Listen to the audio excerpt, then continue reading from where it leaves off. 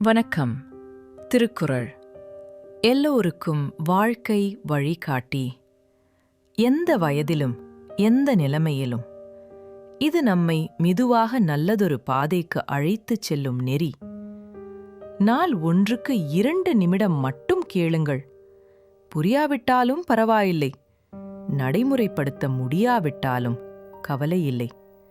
கேளுங்கள், மெதுவாக உங்கள் மனதில் ஒரு மாற்றம் உருவாகும். கடினமான நேரங்களிலும் கூட அது உங்களை அமைதியாகத் தூக்கும். உங்கள் வருகைக்கு நன்றி. லைக் பண்ணுங்கள், சப்ஸ்கிரைப் பண்ணுங்கள்.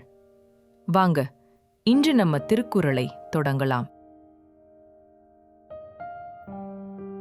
இன்றைய குறள் அதிகாரம் 11, செய் நன்றி அறிதல். குறள் எண் 108. வணக்கம். நாம் ஒருவருடைய உதவியை மறக்கலாமா? ஆனால் அவர் நமக்கு செய்த தீமையை மறக்கலாமா என்ற கேள்விக்கான விடையை செய் நன்றி அறிதல் அதிகாரத்தின் 108வது குறள் மிகத் தெளிவாக முன்வைக்கிறது.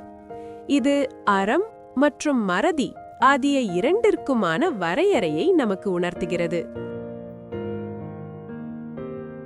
நன்றி மறப்பது நன்றன்று, நன்றல்லது அன்றே மறப்பது நன்று.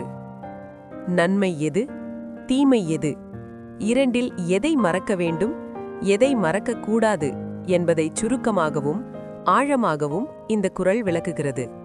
வாழ்க்கை தத்துவத்தின் அடிப்படையே இந்த குறளில் உள்ளது. பிறர் செய்த நன்மைகளை மறக்காமல் நினைவு கூர்ந்து நன்றியுடன் இருப்பது பண்பு.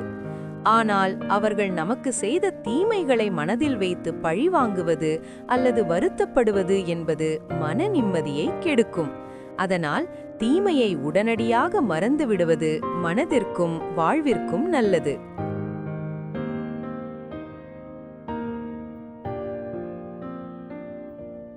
நன்றியை மனதில் விதைப்போம், தீமையை அப்பொழுதே மறப்போம்.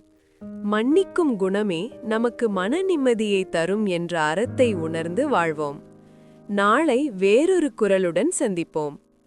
உங்கள் மனம் நிம்மதியாய், உங்கள் வாழ்வு நிலைத்ததாக இருக்க நமது சேனலுடன் இணைந்திருங்கள்.